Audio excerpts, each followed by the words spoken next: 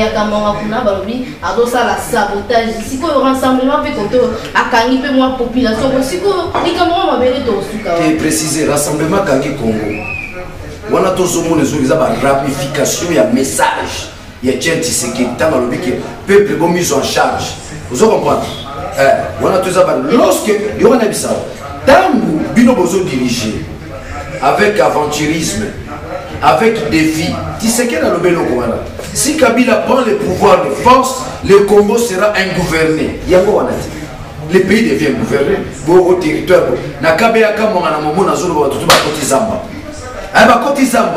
Gouverneur la Sili Maël Ngoïka Sanji. Maël Sili.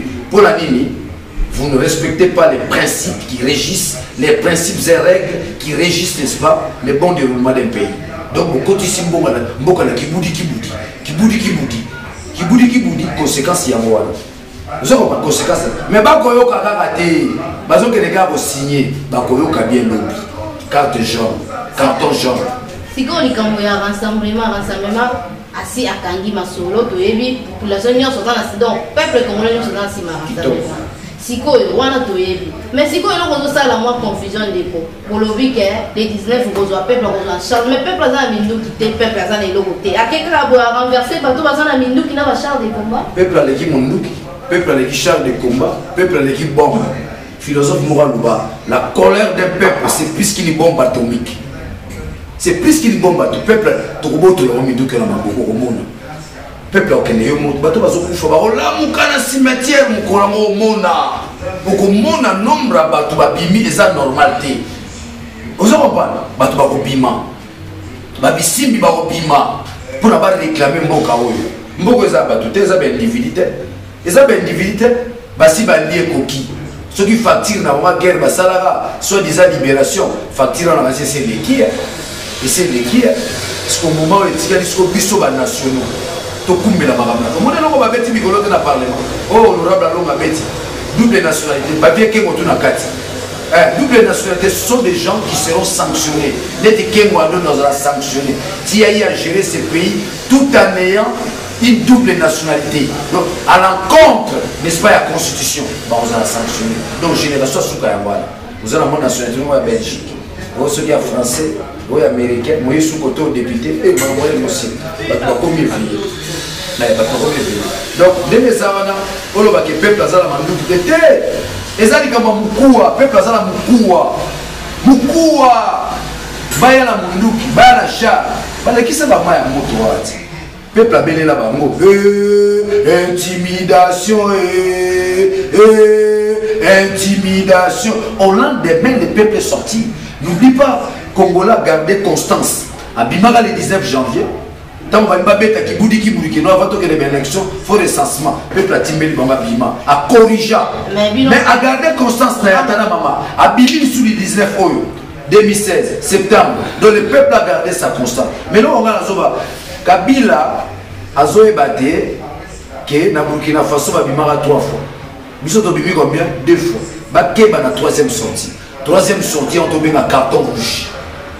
Carton rouge. Pour chaque les 19 to le labawa na biso. L'obéza les 19 to le labawa, tennis jaune, carton jaune. Premier avertissement Kabila Zozo. Kebayo Congo za biso nyos. Deuxième avertissement le 19 novembre. Le 19 décembre. Mabele baluka, mabele baluka, c'est ça. Ndeko Daniel Safou to ko nya suka di kambo ya mabele na biso to ko yo fo assurer ba bato bazolanda bato balinga ka mingi oyo lobela ka bango o assurer bango que na rassemblement bazo bombela bango nini rassemblement zo bombela bango lo moko kaka la grande révolution le peuple prend les choses en main ozola na peuple a besoin de caméra maboko ayebi batuni oyo a confier n'est-ce pas pouvoir na période après Kabila après le 19 c'est-à-dire quoi il y a beaucoup de rassemblements avec un régime spécial parce que trop compte dans la double crise institutionnelle la crise constitutionnelle c'est ce qu'on appelle la désobéissance civique tu es sous premier ministre tu es sous député tu es sous président tu es bien sous c'est ça qui t'est, tu es bien sous cours constitutionnel t'es, pas au ça la petit. Non, quelle constitution? La constitution n'y est plus. Constitution Bungi, Babomi Yango. Le fait qui est le gardien, n'est-ce pas, de la constitution? Qui est le gardien de la constitution? C'est Kabila, non? C'est Kabila. Au-delà de Kabila, c'est le peuple. Vous comprenez? Peuple, Basangani, Bapesi au pouvoir. Et ça, Yote, Bapesi yo, Kambabiso, pour un temps. Vous l'avez dit, Yobuki, constitution, pour l'intérêt personnel. Donc, la réaction première des peuples face, n'est-ce pas, à la crise institutionnelle, ils ont la désobéissance civique. Donc, quand on dit poser sur mon continent, il y a une crise institutionnelle. Ça veut dire quoi? Ben, institutionnelle, c'est Mboka et Kouei, dans la Tina, la Molisouté. Pour Bissou de Tchaouana, Kolia Nabino, salaire Nabino, Ko Maï Nabino comme là, Bala Nabino, Bazo bénéficier d'un bon contribuable à son foot. Bissou de Tchaouana. Salaire Kabila, c'est raison pour ma Congolais à contribuable. So, yo contribuer à l'obia, n'a retiré pour pouvoir me signer. Pour ça, vous avez crise constitutionnelle, c'est-à-dire quoi? Vous avez, n'est-ce pas, détruit le respect de la constitution. Donc, double crise. Nous surtout on est bandit dans le 19 décembre, à 0 heure. La crise commence. Le peuple se lève comme un seul homme. Vous avez un tout ça, dans niveau. Surprise rassemblement Bombeni, ils assument l'opposition, ils assument au rassemblement. Opposition comme le peuple congolais, tous en a maïté, tous en a couraté. La classe, Molia Mabé, Mbongo Komona Nate, Bissonnion, sortent au continent opposition. L'opposition congolaise aujourd'hui, c'est une approche sociologique dans son ensemble. Au moins, ils sont puissants à Congo. Ils ont soutenu le Congo, Tshisekedi, oh Fayoulou, oh Bissonnion, oh Nyonso et Yébike, ils ont traité injustement. Il n'y a pas justice distributive. Tout continue opposition. Tout signé par nous. Tout comme majorité. Majorité, c'est qu'il y a population. Pas majorité, il y a vraiment qui gagne. Vous avez un niveau de combien? Il y a bon Kabila, 80 millions d'opposants à Kokate. Mais dans mon tour, on a vu sur le Tchétchène Tshisekedi ou Amolumba. Papa, tu as la confiance dans eux. Quand tu as constance, tu as 34 ans de combat. Au communauté, à 83 ans. Et c'est Tshisekedi qui a escroqué. Non. Si les gens doutent des caméras et de tous ces gens-là, ils sont encore jeunes. Ils ont encore les besoins matériels. Mais tu sais qu'il y a combien de niveau métaphysique. Vous comprenez? Combien de postes a marqué Congo, a bimisambo kanaye, n'est-ce pas la dictature? Un peuple se libère seul. Tu sais qu'il accompagne son peuple, afin que ce peuple puisse, n'est-ce pas, se libérer. Donc, combien de niveau bah côté les mazas, bah côté maï, lobby de choses où on a frappe, carton jaune, TikTok comme TikTok, classe exatée, puissance c'est à mon avis. Caméra le bas de la classe. Caméra le bas de la classe. Mais voilà, puis ça moi non mon avis. Mais je sais comme Babissim va y moi dans les là. Moi la vie moi. Babissim maman un petit au piment. Babissim maman un maquillé au piment lobby. Comme ma maman m'a reçu vraiment le casco. Dès que vous avez mis ça machar, maman a biso pepe Babissim va au piment. Il monte image. Maman non. Babissim va. Bah tu vas soutenir quantité va pour faire tout refaki. Biso peut aussi une stratégie. Dès que vous avez une stratégie machar, peuple n'est pas à s'organiser. Comment avoir se protéger à Koufabo Niamate. To Koufabo Niamate. Moi, je suis un système qui change, nous allons se préparer. Charles est là au Pamba, nous sommes là au Pamba.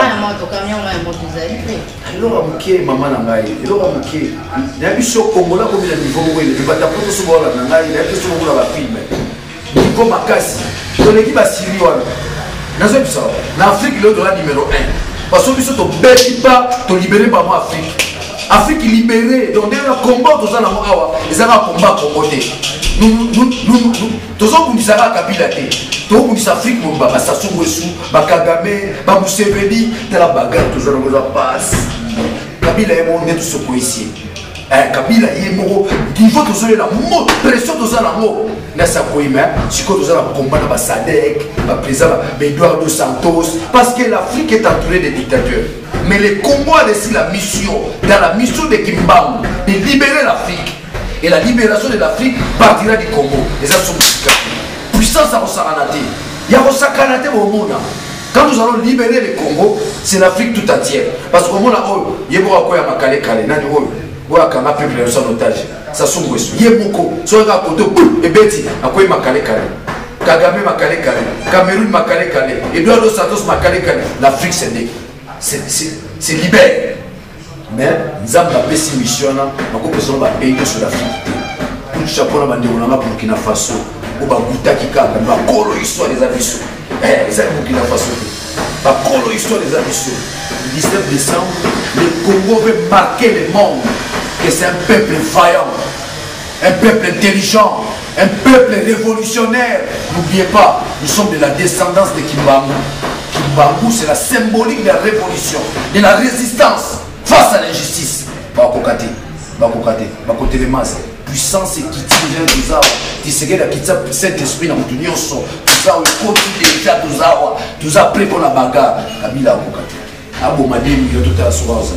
Il y a des activités. Alors ça Congo.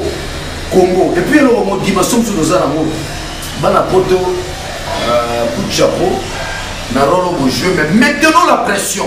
Pendant que nous côté de bon dossier, donc maintenir pression. C'est cette pression-là où un bon matin, Kabila peut nous ramener, n'est-ce pas, la date du 24 avril, où mon couteau fait couler les larmes des crocodiles. Tout ça, c'est la date où on a rapidement. Alors, on a candidaté. Mais pour les lots, on est comment? Puisque nous avons maintenir pression. Une pression terrible, permanente. Nous avons va céder. Mais niveau pression, on va céder là-bas. Par le lobby déjà, Ingeta. Tout à l'opiment. Uniforme était la balabala. Soso du man à Macadam. Qui toque 100%. Et puis ça va la Kini. C'est un Congo Mopimba. Si c'est la force du rassemblement aujourd'hui, c'est l'intelligence. Et ça, c'est l'opposition avec qui base. Avec qui base, on va être école primaire. Opposition de l'opposition, c'est l'intelligence. L'intelligence à Makassi. Et l'autre aussi, on a l'opposition organisation à Makassi. Toi, vous avez la bangote. Toi, vous avez la Kabila. Toi, vous avez la bangote. Donc, beaucoup de gens ont la carte. Vous savez, je sais, tu vois, là, beaucoup de gens ont la bango, c'est beaucoup de gens réellement va changer. Pendant que vous François, vous avez beaucoup de gens. Bachel a matongé. Bande kono a kata rassemblement. Bande kono a me photo ba baza bachel. Bachel. Asali kinumba ayo papa na tiki. Oui, les enfants prodigues. Tondimi ba ko beto la de la bona liste. Na songa liste c'est bateau et va changer. To ba hélicoptère caméra wala. Yo ni mega caméra là encore. Toujours un bout na biso. Soso pembe. Mais na suka masolo a renverser gaïla encore. Ya moni to komi vigilant na lenga jeter. Vigilant, François Mondé au Tchel. Aza Tchel, mais à qui peut changer, nous avons mal. Nous avons Olivier Kamita, nous avons Tchel. Nous avons pas chez Kumba, mais va changer. Pour la nuit, tu sais quelle est la puissance. Moto n'est pas changer. Ce qu'on y a qui sait quel.